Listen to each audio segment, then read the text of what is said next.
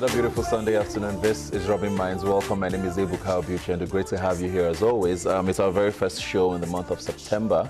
The Ember months are upon us. For those of you, I don't know, who are pessimists, it's probably not a very good time because we hear a lot of things about the Ember month. But for those of you who are optimists, I guess it's a good time. There's a lot of money to be made in the end of the year. People are excited that the holidays are coming, and of course, there's a lot of activity, especially in Lagos. So we're going to be looking at a lot of things that's happened in the course of the week. You know how when we start our show, we usually start off with the week that was. We're going to be taking things a little differently this time, starting off with something that caught the attention of a lot of Nigerians on social media over the week. We did see pictures, videos, and came across a story about demolitions in parts of Lagos, especially in Ikoyi, with regards to stores that were allegedly not in the rightful place where they were supposed to be. And we did see trucks and bulldozers taking them down. Business owners in those places spoke up immediately, and there was a lot of back and forth with regards to what the situation really was. We had so many stories, but none exactly from governments, and that has bothered a lot of people. People are not sure exactly why the businesses were taken down. We're not hearing from the landlord yet, and we're going to be looking into that now to find out exactly what the situation is from the side of the business owners and exactly what happened. I think it was on Thursday. I have here with me Nike Majakudumi from Nuts About Cakes. Thanks for being here today. Thank you. And of course, Ada Osakwe from Noli Juice. Thanks for being here today. Okay. Just a bit of a background now for a lot of people who probably are not on social media, because that's where you actually did blow up, and people who may not have followed the story. Let me start with you now, Nike. What exactly happened? Right. So we all know running a business is not an easy thing in Nigeria, but we run a bakery and a cafe. I received a call at about 9 a.m. On Thursday morning that MD, you need to be here immediately. They're about to destroy the building. And, you know, I just had a baby, so I was still at home nursing my baby. I got stressed. I ran there, and to find the whole thing already leveled. The site was filled with armed police. The bulldozer had demolished the entire place. We were trying to find out what happened, why it happened. Nobody was ready to listen to us or to answer us.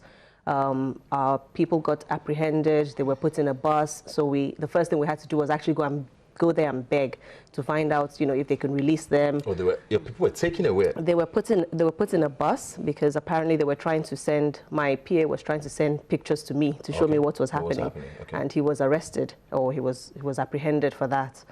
And I mean, the whole day was just, I mean, till now, we're still trying to get over what's really happened. So basically, by the time you got there, the shop was already gone. Yes, and this was between me driving from Lekki Phase 1 to Ikoyi on the new bridge, so it didn't take time at all.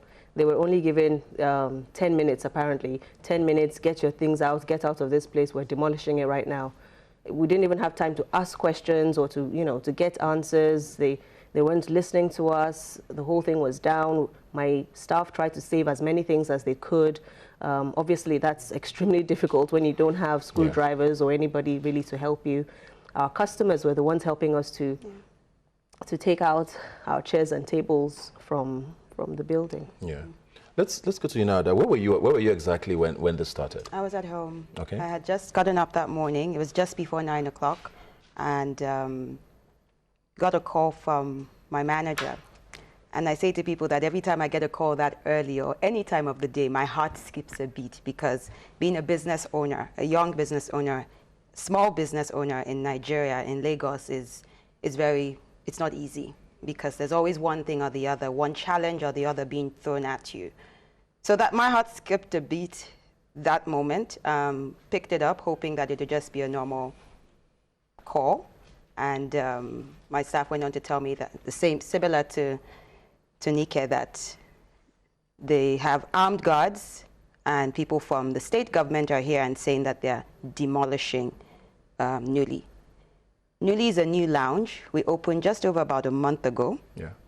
In Ikoyi, Women's Road. That's where it's our only location in Lagos. It's a place that we're very focused on agriculture and buying from farmers, fresh produce from Nigerian farmers, to create markets for them and give this back, add value, and present it in the form of fresh juices, fruit and vegetable juices, as well as fresh foods. Proudly Nigerian. Yeah. We're very focused on youth employment, youth engagement, skills enhancement. I have 8 people I've employed in the last just over 1 month. In that store? In that store. Started off with just about 3, and we've quickly had to ramp up because people have been excited that, wow, we're telling the story. This is made in Nigeria. I can buy this. It's from a farmer. So, rushed over. I live pretty close by. So in about 10 minutes, I was there. And the streets were cordoned off at both ends. So that's on the Kingsway Road end, which is now called Alfred Rewane, and on one end of Women's Road. So I had to park my car further away and walk past Nike's shop. There was a bulldozer, huge, a Caterpillar bulldozer. And I remember saying later to my sister that, you know, young farmers, young kids are out there looking for how to rent or get a bulldozer to clear land when they say we should go back to the farm, and they could bring a bulldozer into the city like that, ready to demolish businesses that are creating jobs for people. Walked down, of course, started making the necessary calls of people we know, not know. To know exactly what was happening. To know what was happening. But saw my staff taking furniture out, yanking out whatever they could. But the first person I went to was a gentleman who was in civilian clothing. Because there were a lot of, over 20 armed guards with guns. And I said, who are you? What is this? What is going on? And he says, we are here to demolish your place. What? Demolish what? We just got here. What is going on? And he said that, you know, we're from the state government and there are no, you've been served notice. We've been served notice. We've not been served any notice. Can you show me something? What is this? You know, I'm just confused. I'm so used to asking, okay, show me the paper, show me something. And he says he doesn't have anything. They gave the notice to the owner. I said, okay, but the landlord, I'm a tenant, the landlord, we're all tenants. The landlord didn't tell us anything. And he says, that's not his problem, that the landlord was meant to tell you, and if he didn't tell you.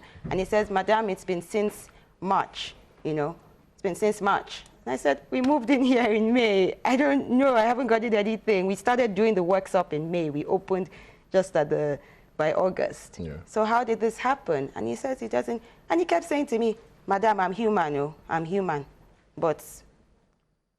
And tells me that the orders were from the top. So I'm like, but that's my government. If you're saying the orders, I just want to understand, because it cannot be from the top. So basically you ended up getting no explanations. No explanation. And they just bulldozed and left. They bulldozed and they beat our staff. Oh, they beat up staff. Were your staff also arrested? They were, yes. One was put into the same, accosted or apprehended, locked up into a bus. 2 were made to sit on the floor. You know, when police say, sit on the floor, made to sit on the floor, we were begging. And what was this for? For taking pictures. I even tried to take a picture. He pulled my hand. He says, who are you? You know, and I said, I'm the owner of this shop. I'm trying to take pictures of my shop as you're pulling it down. He says, this is not your shop. It is now the property of the government. And I just couldn't understand that I'm in a democracy, and suddenly I feel like my life was threatened. Let me come to you now, Nike. I mean, she did mention there that, and a lot of people have said that probably the landlord was served notice, and maybe that's where the issue was. Have you gotten in touch with the landlord since then? We did speak with the landlord yesterday, so we've started discussions with the landlord just recently. To be honest, we don't know if he was served notice, if he wasn't served notice. What does he say? I think, to be honest, that section is between him and the government, because you know, everybody's sort of saying different things, and we don't want to be caught up in the middle of this. For us, our issue, as it were, is that we had absolutely no notice. We were not told anything by the government. We were not told anything by the landlord.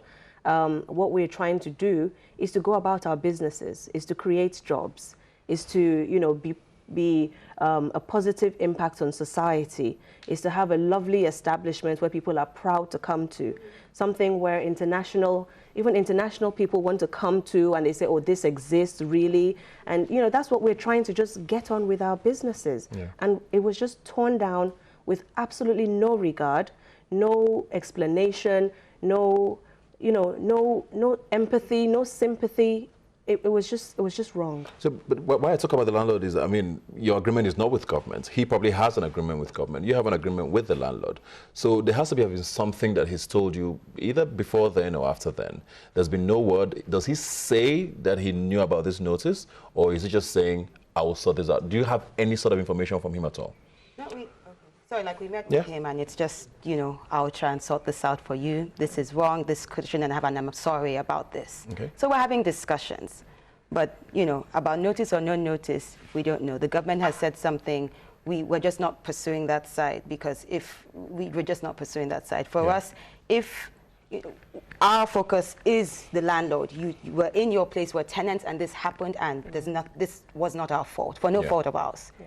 The only reason why we're bringing light to the aspect of the government is the way it was carried out. Yes. We don't, maybe this was illegal. Maybe they didn't have permits, maybe whatever. But is this the way to go about it? They brought out their press statement yesterday, and they said they had served notice to the owner, who is the landlord.